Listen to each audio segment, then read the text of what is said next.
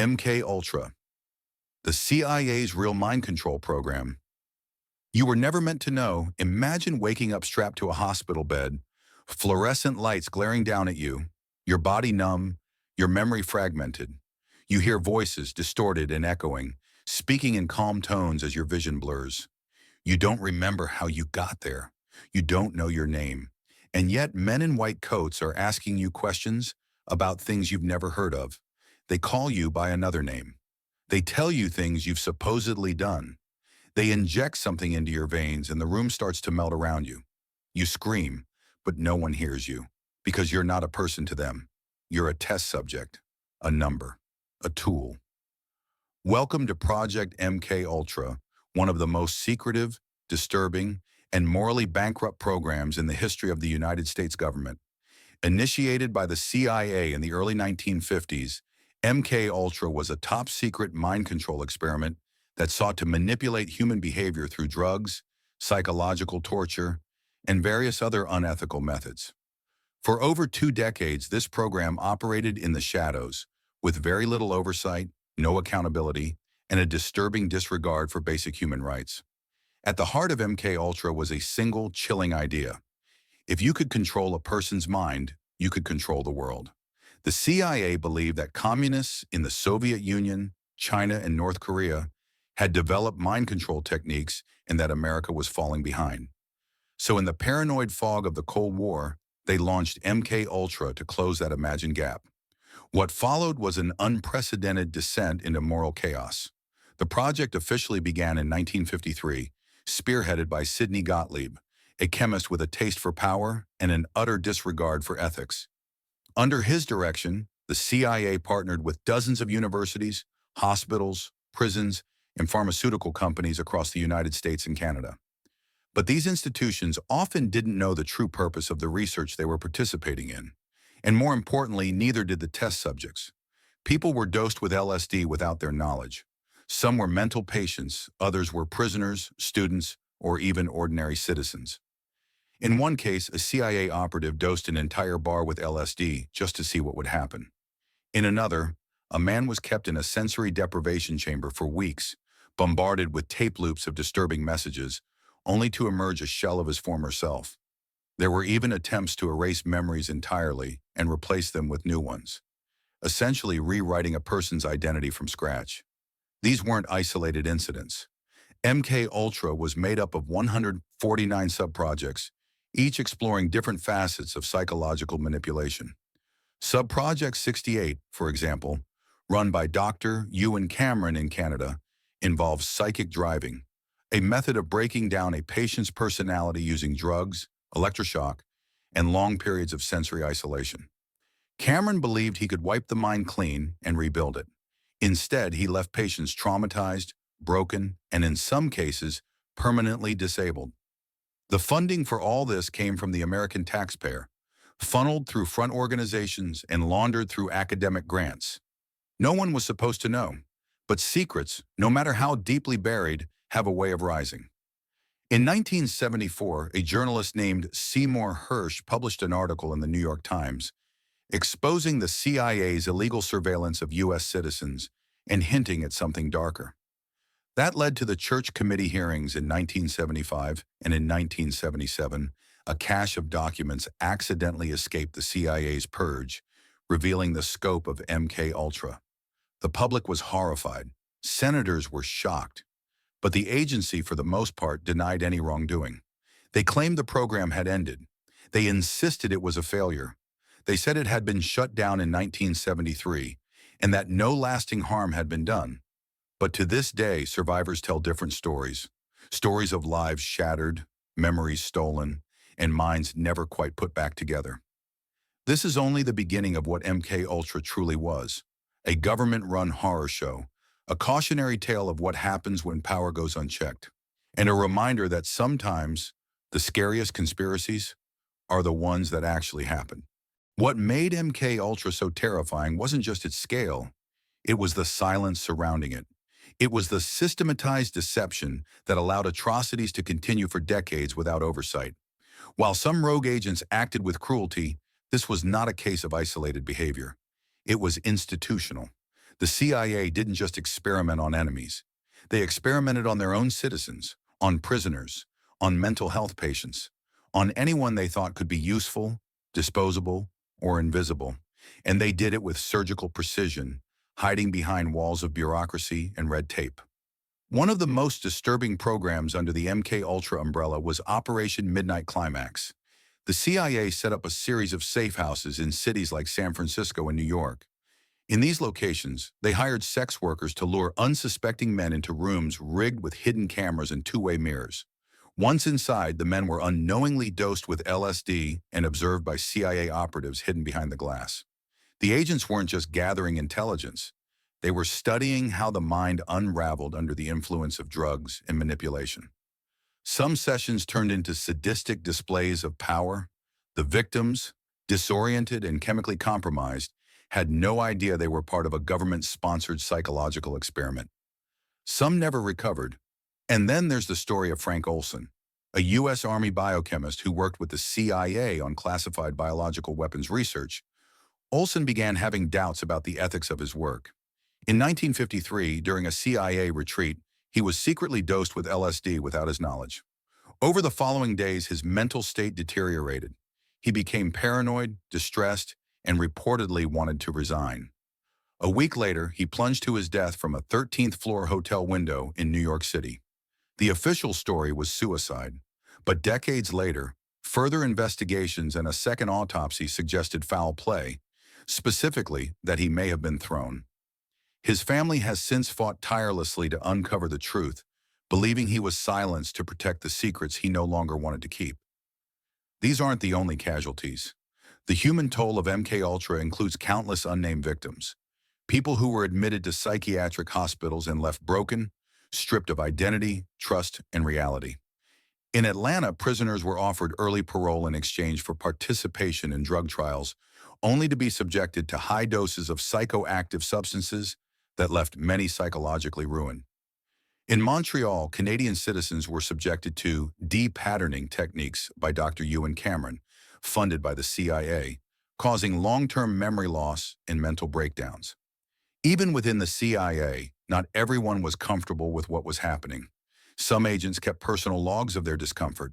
Others tried to raise concerns internally but were ignored or sidelined. And yet the experiments continued, shielded by national security and the Cold War's all-consuming paranoia. The reasoning was always the same. If we don't do it, the Soviets will. But the logic was circular and toxic, justification for any horror, any betrayal, any inhumanity. By the time the program was said to be terminated in 1973, many of the records had been destroyed. What we know today comes only from fragments, documents that escaped the purge, testimonies from survivors, and confessions made under oath during congressional hearings. The scope of MK Ultra remains unknown. It could be larger than we imagine. It likely is. And yet, even after the exposure, no one was held accountable. No prosecutions, no institutional reform, just silence. The kind of silence that protects power, the kind that allows history to repeat. What MK Ultra teaches us is chilling. When those in power feel threatened, they will do anything to maintain control, even if it means turning their own people into lab rats. The tools have evolved, but the hunger for control remains. And in a world increasingly driven by data, surveillance, and psychological targeting, the ghost of MK Ultra lingers, watching, waiting, whispering that nothing has really changed. MK Ultra didn't end. It simply changed names, changed faces, and evolved. The CIA claimed the program was terminated in 1973, but the truth is far murkier. By the time Congress began asking questions, most of the documents had already been destroyed, and the ones that survived by accident painted only a partial picture. That wasn't the end of government mind control. It was a carefully orchestrated vanishing act. After the public outrage and congressional hearings of the mid-1970s, the CIA knew it couldn't continue in the same way. But the research didn't stop. Instead, it fragmented, branched into more covert operations under new code names, Project Stargate, Project Monarch, and others still classified. The funding never truly dried up. It was simply redirected, and the experiments became more sophisticated, more technological, more embedded into modern life.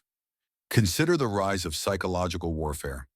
The lessons of MK Ultra about breaking the human psyche, about planting ideas, about bending behavior without consent, were repurposed for broader use, not just in interrogation rooms or psychiatric hospitals, but in mass media, advertising, politics.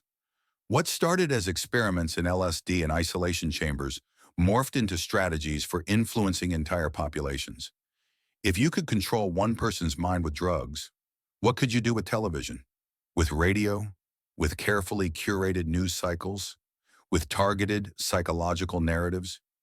By the 1980s and 1990s, these tools had expanded. The intelligence community began studying behavioral data, brainwave manipulation, electromagnetic frequency exposure, and even early brain-computer interface concepts. One declassified military paper outlined the possibility of using directed frequencies to implant sounds or suggestions into a person's mind without them realizing it. Far-fetched? Maybe. But in the context of MK Ultra's legacy, it doesn't sound so impossible. Then came the digital revolution. Suddenly, there was a new frontier for psychological manipulation: the internet. Social media algorithms, predictive behavior modeling, and real-time sentiment tracking became the modern equivalent of psychological profiling. The same questions MK Ultra asked: how do we change what people think? How do we shape belief systems? How do we disrupt memory or identity? Are now being answered by machines that process billions of data points per second. And most chillingly, people volunteer for it. They give up their information freely. They share their behavior, their preferences, their triggers, without coercion, without drugs, without interrogation rooms. They call it convenience. But the truth is, it's a playground for psychological experimentation on a global scale. We don't need LSD anymore. We have dopamine-driven feedback loops. We have echo chambers designed to reinforce belief. We have deep fakes, artificial intelligence, and hyper-personalized persuasion tools. MK Ultra was crude by today's standards: messy, brutal, analog. But its goals remain intact: manipulate, control, reprogram, and it goes deeper still.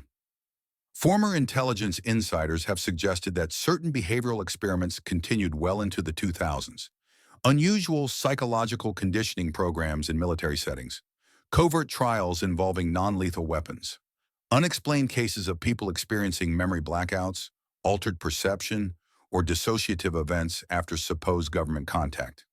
Most are dismissed as fringe, as paranoia. But we've seen this movie before. In the 1950s, victims of MK Ultra were also called delusional, until their stories were proven true. The legacy of MK Ultra is not just historical, it's philosophical. It shows what institutions are capable of when they believe the ends justify the means. When they view people as problems to be solved rather than lives to be protected. When secrecy becomes more important than justice, and when morality is sacrificed for power. The most disturbing part? We'll likely never know the full story. So much has been erased, so much buried.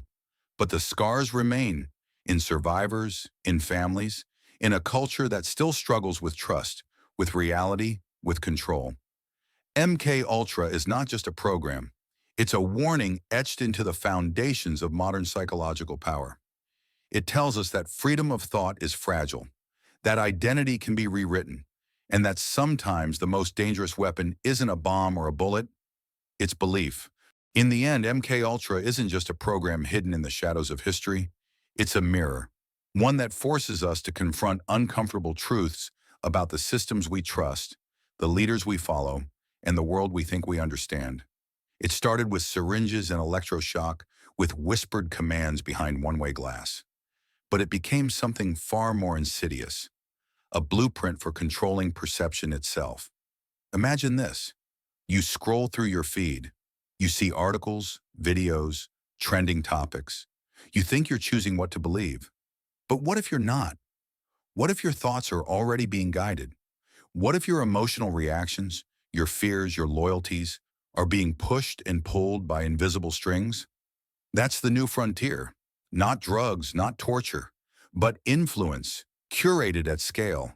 And the foundation for it all was laid decades ago in secret rooms under government buildings where men in suits decided how to break a mind and rebuild it in their image.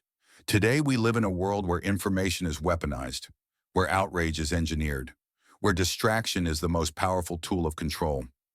MK Ultra may have officially ended, but its essence lives on in every algorithm that knows your weakness, in every headline that's designed to provoke instead of inform, in every silence where accountability should be. The names have changed, the methods have changed, but the mission remains: shape the mind, shape the world. Some say conspiracy, some say paranoia, but history is full of once dismissed claims that later proved true. There was a time when the idea of the US government drugging its own citizens sounded absurd. Now it's a documented fact. There was a time when mind control was science fiction. Now neuromarketing is a multi-billion-dollar industry. Governments and corporations compete not just for your attention, but for your belief, your version of reality. So what do? We remember, we question, we teach others to ask who benefits when the truth is hidden. We reject the idea that secrets are necessary for safety, and we refuse to forget the victims, those whose lives were shattered in the name of national security. They weren't collateral damage. They were human beings, and their stories deserve more than a footnote in a declassified memo. Frank Olson, the patients in Montreal, the prisoners in Atlanta, the nameless, the silenced, the erased. Their suffering echoes into the present, a haunting reminder that unchecked power always finds new tools, and that the human mind will always be its most tempting target. If MK Ultra taught us anything, it's this: the most dangerous experiments are the ones we don't even know are happening, because when control is invisible, resistance becomes impossible. And if we lose the ability to question what's real, we've already surrendered the most powerful weapon we have, our own minds. So the next time you feel a sudden opinion forming, a belief hardening, an anger rising, ask yourself, is this really me thinking, or is someone else already inside? This wasn't science fiction. This was real. This was MK Ultra. And maybe it still is.